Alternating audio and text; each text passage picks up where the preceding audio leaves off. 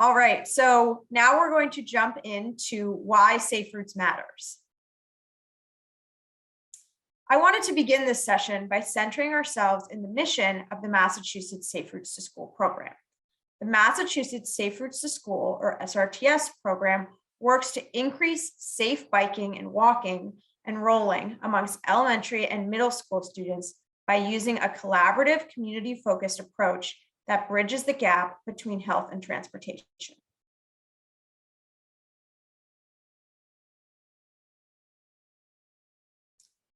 Let's talk about the history of Safe Routes to School. In the mid-1970s, Denmark was cited as having Europe's highest student pedestrian fatality and injury rate.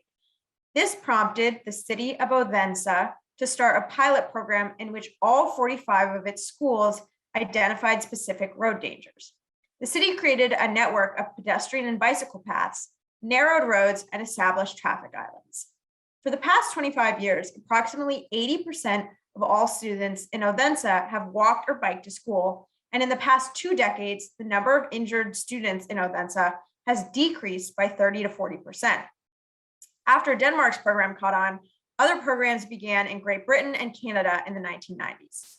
The Bronx, a borough of New York City, started the first Safe Routes to School project in the US in 1997, and in that same year, the state of Florida implemented a pilot program.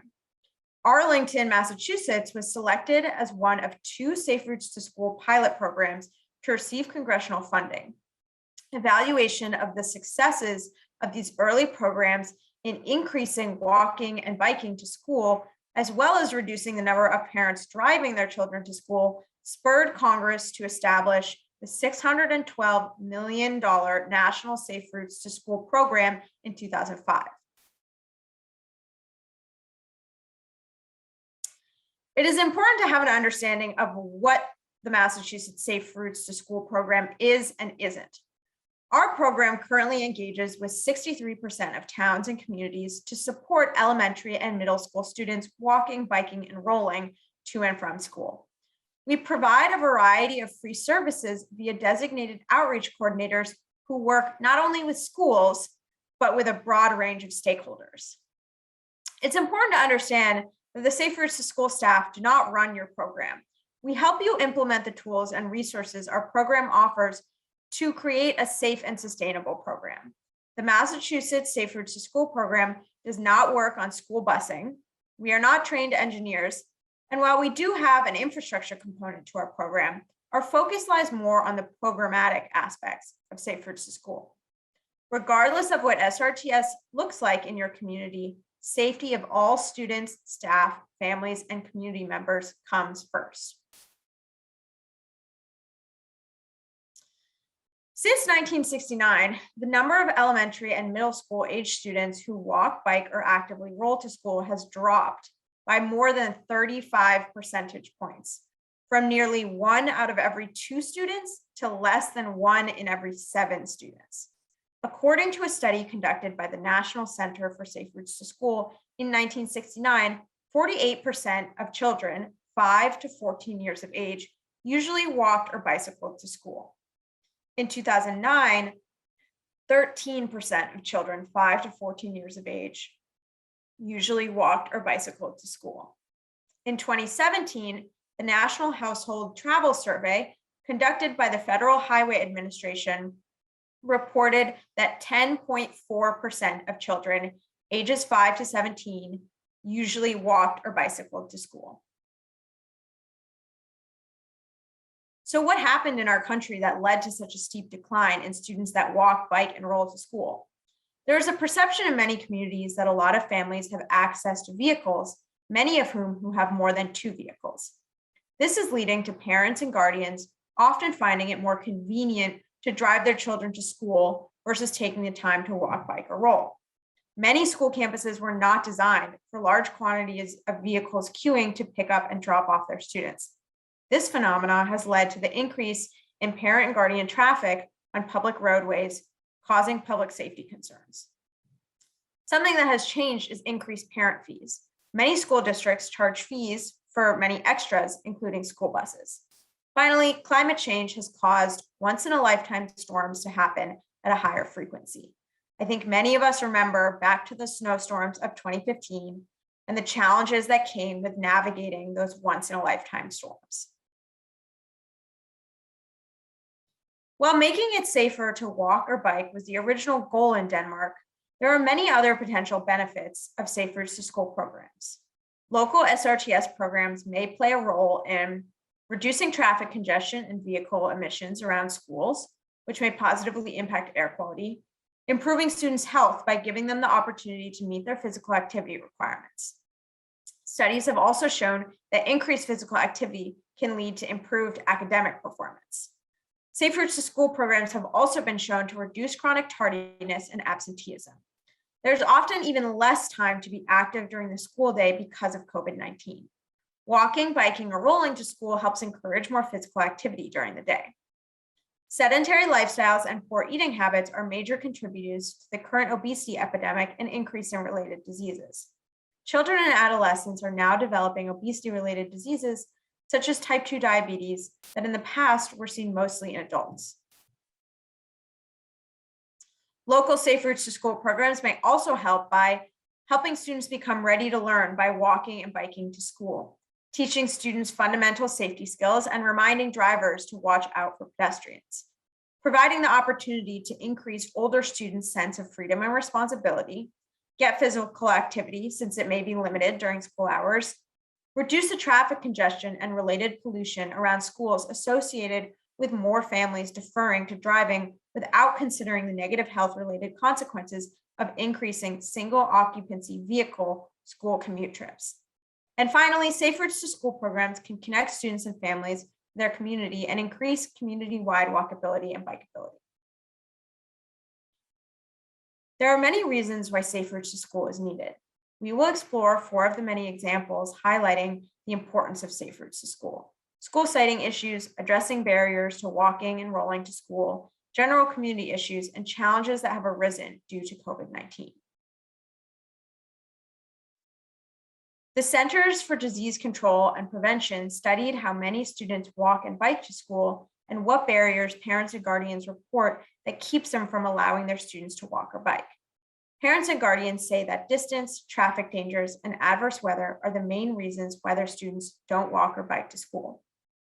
While this report is from 2005, a report from the National Center for Safe Routes to School in 2010 found that these barriers remain the same, and our outreach coordinators have confirmed that these are the same challenges they hear most from their communities currently.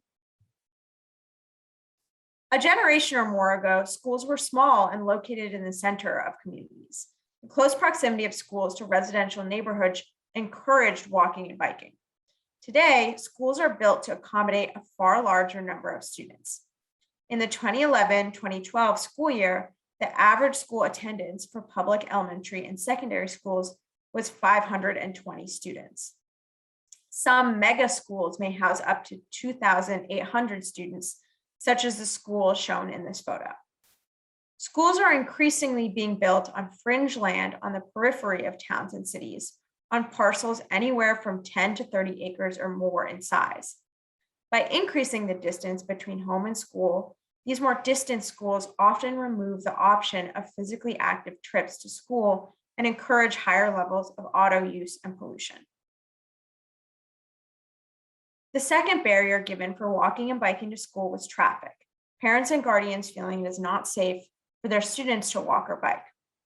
Parents and guardians concerned about safety sometimes respond by putting their students in the car and driving them, which may not be a safer alternative, and more parents and guardians driving their students to school results in more cars on the road, often making it even less safe for others to walk and bike.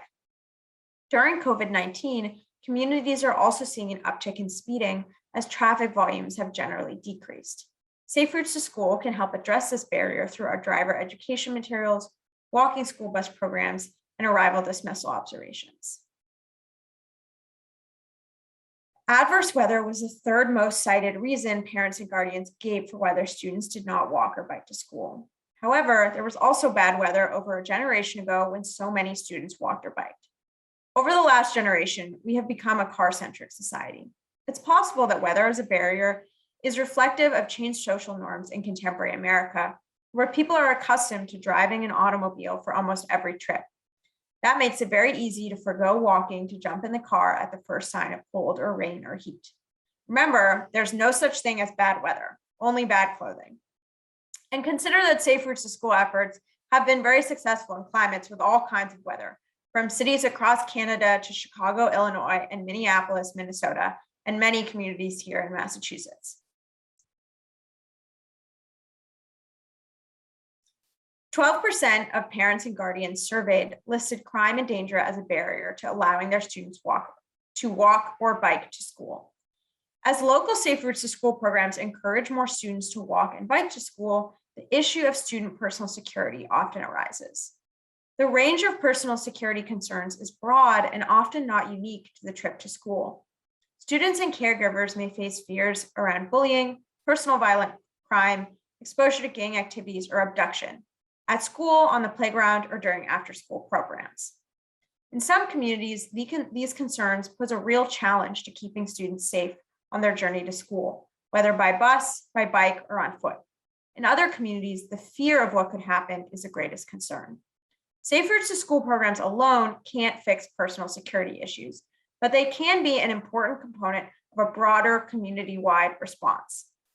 Later today, we'll talk about some of these strategies, such as adults leading walking school buses that collect neighborhood elementary school students along the way to school, or middle school students walking or biking to school in groups. Cell phone data collected by MassDOT confirmed that walking and biking increased considerably in 2020 compared to 2019. Despite the decrease in driving during the pandemic, pedestrian deaths rose by an unprecedented 21% from 2019 to 2020, according to a report from the Governor's Highway Safety Association. A comprehensive approach to student walking, biking, and rolling that leverages evaluation, education, and engineering is crucial now more than ever. Additionally, school districts across the state of Massachusetts have faced school bus driver shortages, with Governor Baker calling upon the National Guard to mitigate the crisis. Our program, by increasing the number of students safely walking, biking, and rolling to school, can decrease the number of school buses needed to transport students to and from school. As I mentioned earlier, Safe Routes to School programs can be part of the solution to making walking and biking safer, which in turn can be an ideal strategy to increase physical activity among students and improve air quality. Each school and community has a different goal they would like to accomplish, and Safe Routes to School programs are customizable to meet everyone's needs. A study of 801 schools between 2007 and 2013 in the District of Columbia, Florida, Texas, and Oregon found that schools with Safe Routes to School education and encouragement programs saw a yearly 5% increase in walking and biking rates, and schools with infrastructure improvements resulted in an 18% increase in walking and biking. The impacts were independent, suggesting that a school that combines engineering improvements with education and encouragement could potentially see increases in walking and biking of up to 43% over 5 years. The takeaway here is that infrastructure improvements alone cannot elevate walking and biking rates. Safe Routes to School education and encouragement programs also need to be included. Each school starts from different conditions. Some schools have great places for walking and biking, but few students taking advantage of it. Other communities may have students walking and biking to school in unsafe conditions or along poorly maintained facilities. Each program involves the whole community. Parents and neighborhoods groups, municipal employees, community leaders, and transportation and public health professionals help identify the issues. Safe Routes to School programs may look very different from school to school, as the local school community can select from the toolbox of Safe Routes to School interventions to address their unique problems. The flexibility of Safe Routes to School programs promotes community ownership. Finally, there is no one right way to create a Safe Routes to School program. Many people here today are completely new to Safe Routes to School, while others have been part of Safe Routes to School in their community for many years. Whether you are just beginning to think about a Safe Routes to School program in your community, or you have had a program in your community for years and are looking for ways to grow and strengthen the program, our team is here to support you. We have resources, including our Equity Strategies for Schools tip sheet and our School Program Sustainability document that provide support for stakeholders at all levels of involvement. Our goal as a Safe Routes to School program team is to support you all in creating equitable, sustainable programs that are embedded in the core of your communities. We're looking forward to working in partnership with you all.